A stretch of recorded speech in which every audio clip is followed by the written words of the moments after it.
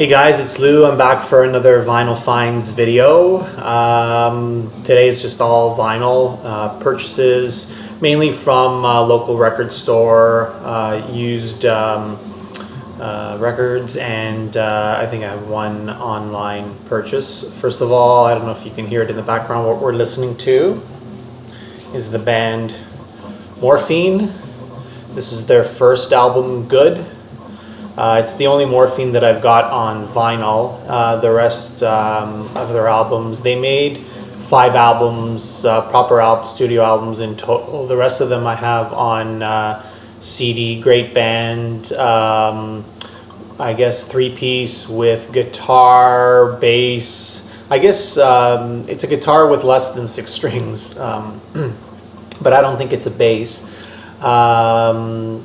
Mark Sandman, the leader of the band, who unfortunately passed away many years ago. He actually passed away of a heart attack on stage. Great band. There's also a baritone saxophone in the band and a drummer. So it's an unconventional 3-piece, fantastic band. Morphine, check them out if you don't know their stuff. The first record in the finds is an online purchase, which was from the contest I won for Jason's channel, Otero 85 VC. I got the Bowie at Nassau album, and I also had enough as part of his prize to get, finally it's arrived, the No Plan EP. Which is again recorded during the Black Star sessions. This is the remaining 3 tracks that were not on Black Star, plus Lazarus is on here. The version of Lazarus is the same version that's on Black Star, which is unfortunate. I would have hoped that it would have been an alternate mix or alternate version. It just repeats the same version. And then 3 other songs. This is well worth getting. I can see why these songs were left off of the album, but they're still amazing tracks, so highly recommend this if you haven't gotten it yet.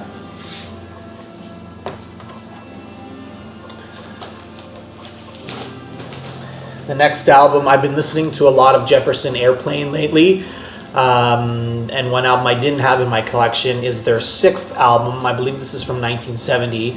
It's called Bark. This album, this is the alternate sleeve. I think originally I read this album came in sort of a brown paper bag with the letters JA on it, and the record itself was a very sort of flimsy record, and it was on the Grunt label, which I think is Jefferson Airplane's own label. It then was re-released with this cover, which I think was the original inner sleeve. It's still a really good Jefferson Airplane album. It's not, my favorite Jefferson Airplane is Surrealistic Pillow, Volunteers, Crown of Creation. This is still a really good album. Marty Ballin, one of the lead vocalists, had left the band at this time, leaving the vocals to the remaining band members, Grace Slick and Paul Kantner and Jorma Kokkonen. They also added a fiddle or a violin on here. I think his name was Papa John Creech, which kind of added another dimension to the instrumentation in the band. This is well worth the pickup if you do see this. I paid, I think, $6.50 for this. And the only remaining Jefferson Airplane that I need is the last album. I think it's called Long John Silver.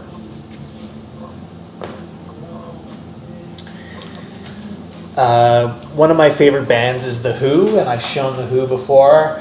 I've picked up some solo albums by some of the Who members that I didn't have already. The first one is Pete Townshend's Who Came First.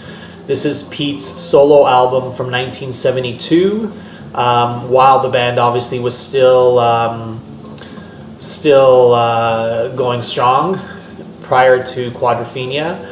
I don't know this album at all, and initially I thought I'd read some poor reviews of it and I'd passed it up, but then when I saw it again I read some more reviews, and it actually had some pretty decent reviews, so be interested to check this out and see how good this is. I don't expect it to be as good as The Who, but it's hopefully it's a pretty decent album. Again, from 1972. Who came first? We've got another Pete Townsend record. This is from 1982. All the Best Cowboys Have Chinese Eyes. Again, one that I didn't have. I have the Empty Glass album, the White City album, and this was one that I read some good things about, so be interested in checking this out from 1982.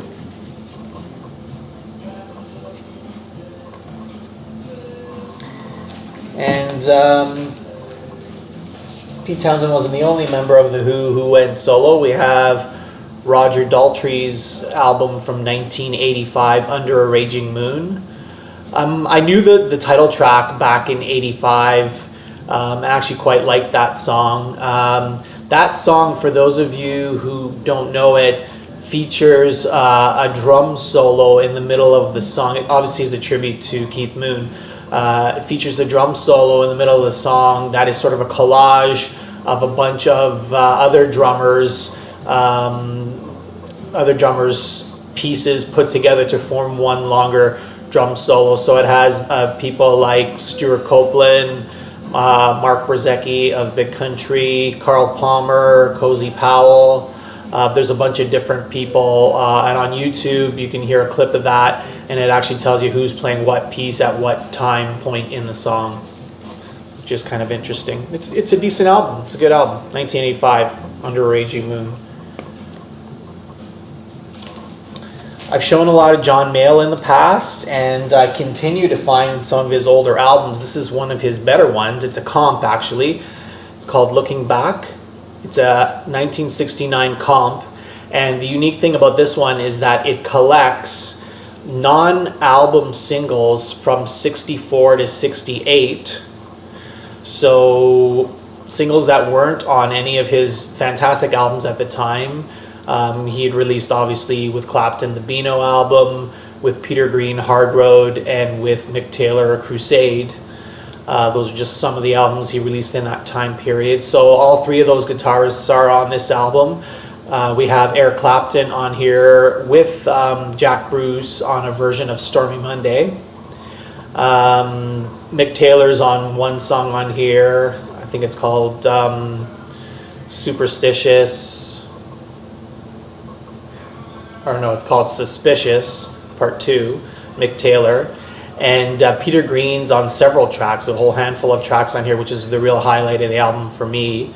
So it's fantastic to get this because you got some great guitarists on here, and you're getting songs that you otherwise can't get on other John Mayall albums. Looking Back. Staying with the blues. This is an album that I passed up a few times, and finally I decided to get it. It's called Showdown. It's an album combining the talents of Albert Collins, Robert Cray, and Johnny Copeland. This is from 1985. This is a really good blues album. All three members combined. They take turns on vocals and on soloing and so forth. This is a fantastic album. I should have got this sooner.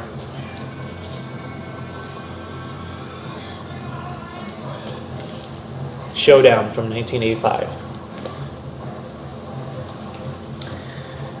Next, I have an album from 1989. As all of you know, I'm a big fan of The Police, and The Police broke up after the Synchronicity album in 83. The tour continued to 84. There was a brief reunion in 86 for the Amnesty International tour, which The Police headlined. And then in 1989, Stuart Copeland formed a band. The band had actually formed under a different name to what the release is. The band's original name was Rush Hour, and it was a four-piece that included Andy Summers, the guitarist from The Police, well-known jazz fusion bass player Stanley Clarke, who was also in Return to Forever, and vocalist and songwriter Deborah Holland. And the attempt of this band was to, I guess, in a way, replicate the success of the Police. It was a pop band. It wasn't a fusion band or a jazz band or anything like that. But by the time they made a recording, they dropped the name Rush Hour, and Andy Summers was no longer in the band. So it was a three-piece with Stuart Copeland, Stanley Clarke, and Deborah Holland, and they changed their name to Animal Logic. This is their debut album in '89. They also made a second album, which was just, I think, Animal Logic 2. And again, this is not... Stuart Copeland and Stanley Clarke toured a few years ago, and it was very much sort of a fusion improvisational kind of band. This is very much sort of pop, but there is some great drumming on here and some wonderful bass playing. The bass is really up in the mix, but there's no like crazy soloing or improvising or anything like that. It's proper, proper songs, if you will, and an attempt to not so much replicate the success of the Police, but it's definitely an attempt at pop and commercial success.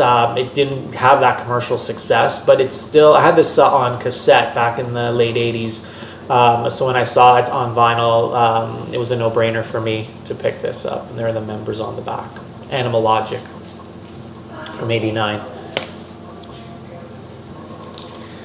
Next, we have a 12-inch single of a song from 1988 that I liked back in the '80s. So when I saw it, I had to pick it up. It's a song called Reckless by the band Africa Bambaataa, and with guests UB40. It's a decent song. I think I liked it better in the '80s. It was still enjoyable to listen to it a couple of days ago when I got it. But it was cheap, so why not? And lately I've had some success in finding some Isaac Hayes albums. First it was the Shaft soundtrack, and then I found the Joy album. This past weekend I found this album called To Be Continued. This is the album that came just before Shaft. And again, it's a really good Isaac Hayes album. I think any Isaac Hayes is worth having. But again, I think it was Jimmy M on his channel. We had a little bit of a discussion going that everything is kind of, for Isaac Hayes, is kind of compared to the level of Shaft, and that's true. When I hear this, I immediately go, is it as good as Shaft? Is not as good? And it's not as good as Shaft, but it's still a great album. It's what Isaac Hayes does best, and sort of that deep vocal, gravelly vocal, with those nice sort of light percussion and drums in the back, with sometimes a layer of horns, layer of strings, really soothing kind of stuff. Isaac Hayes, To Be Continued, from the early '70s.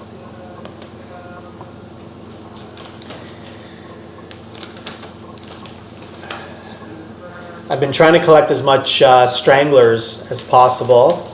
I found this album. This is only my third Stranglers vinyl. This is called 4. This is from 1980. And on the back you see a raven, and that's because this is the US version of the Stranglers album, fourth album that was originally released, called The Raven. And this album, side A, is 5 songs that are from The Raven, and then side B are songs that weren't on The Raven. So it's an alternate version of that album. It's decent, it's not bad.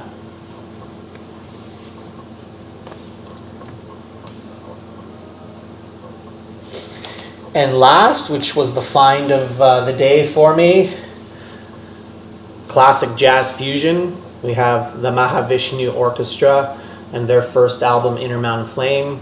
I've had this for forever on CD, and on vinyl I have 2 other Mahavishnu Orchestra albums, Birds of Fire, and I forget what the third one's called. It's a live album. But this is their best album in my opinion. Some fantastic jazz fusion here.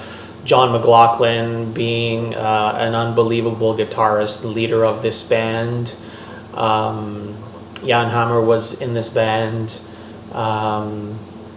Eventually John Luke Ponty joined this band in a later incarnation. But if you're looking for some jazz fusion, other than Weather Report, who I absolutely love, especially the period that had Jocko in the band, Mahavishnu Orchestra is right up there, and some people say even better than Weather Report. Weather Report's a little bit more friendly jazz fusion. This is definitely more out there, more adventurous. Highly recommend this album.